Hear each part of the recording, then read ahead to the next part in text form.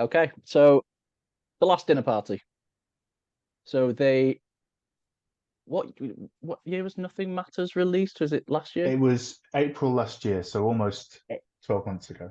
So it's not even been 12 months yet from that single. So they've been confirmed as the Brits winner of previous Critics' Choice, now Mhm. Rising Star.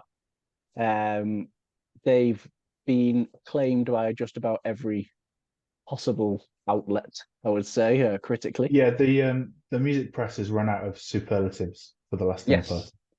However, however, some people aren't convinced, aren't taken by it, and they've been throwing some accusations of industry plant, which is a term Mhm. you seem to see thrown around a bit. It's like But a Twitter buzzword, isn't it? People love to call yes, someone an yes, industry plant.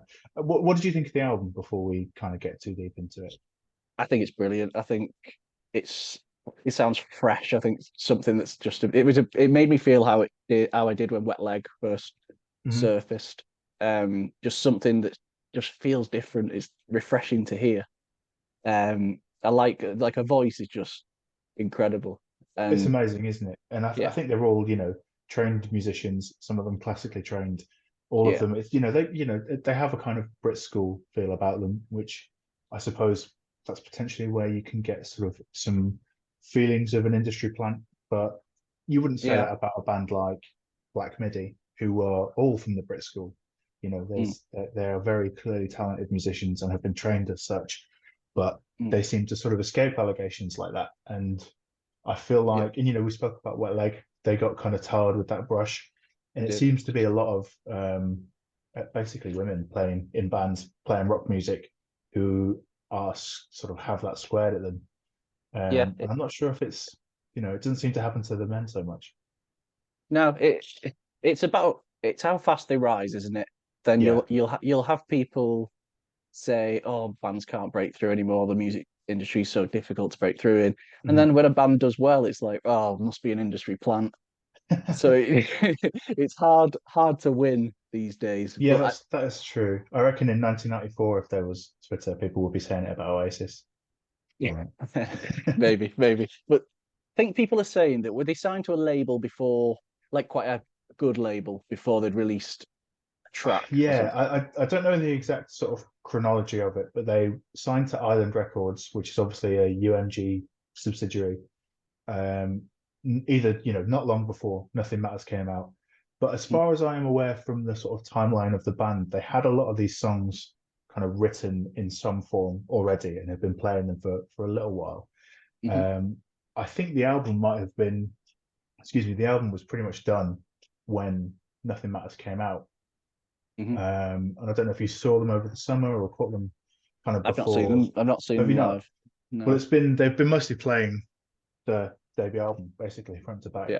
Um, so they've got kind of this body of work, and then yeah, getting signed. It's just kind of everything has just worked for them so well. But I think that's down to the quality of the tunes. They are really good songs, performed Yeah. very very well. It's the quality of the songs, and like I said, it's the difference, it's the fresh feel of it, and how it feels to Yeah, what people definitely. people are listening to. People like new like sounds. And it's not Mhm. obviously it's been done in elements before, but in terms of contemporary, it feels new. It feels like a new idea. Just the way Yeah, her voice definitely. voice balances it against the style of music, and I love how the album starts with kind of it sounds like a music film soundtrack, doesn't it? Yeah, it The way it does, and comes in. that was composed by one of the members of the band. I don't know which one it was off the top of my head, Mm. but that's like totally original composition. Which, Yeah, if you're the sort of person who is maybe sort of a nepo baby, perhaps, or someone who has no, who is an industry plant, I feel like mm. that's the kind of thing that you'd get.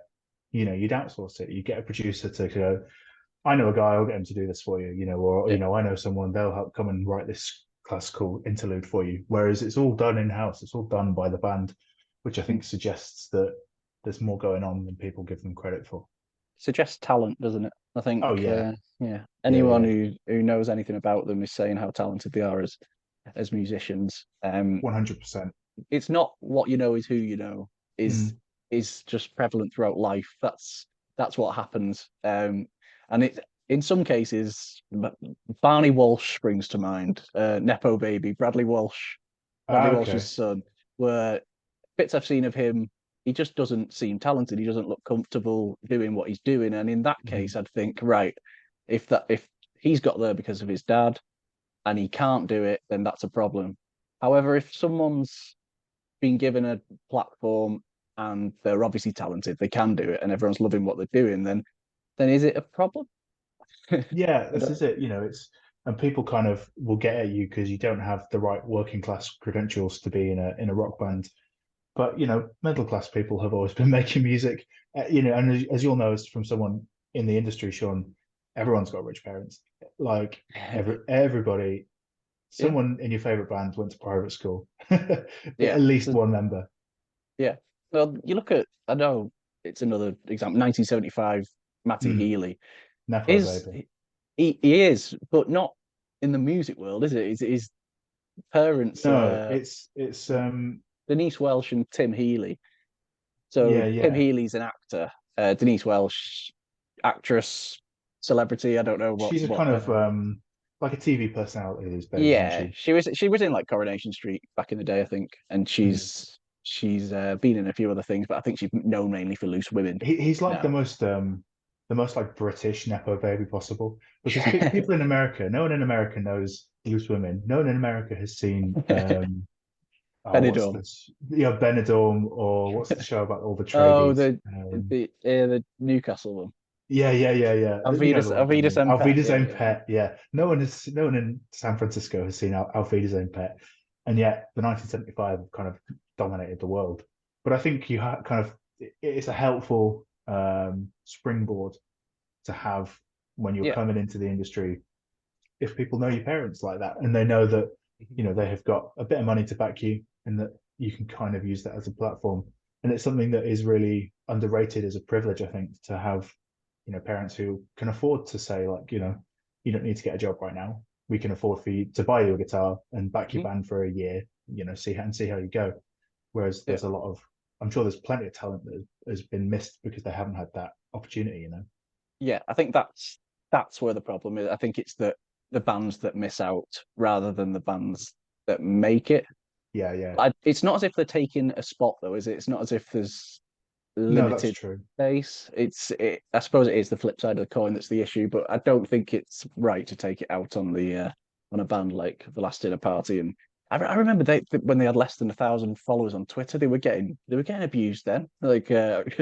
coming out having to come out and say that they weren't an industry plant, and obviously it's just excelled as they've progressed. But Yeah, it's the way it is.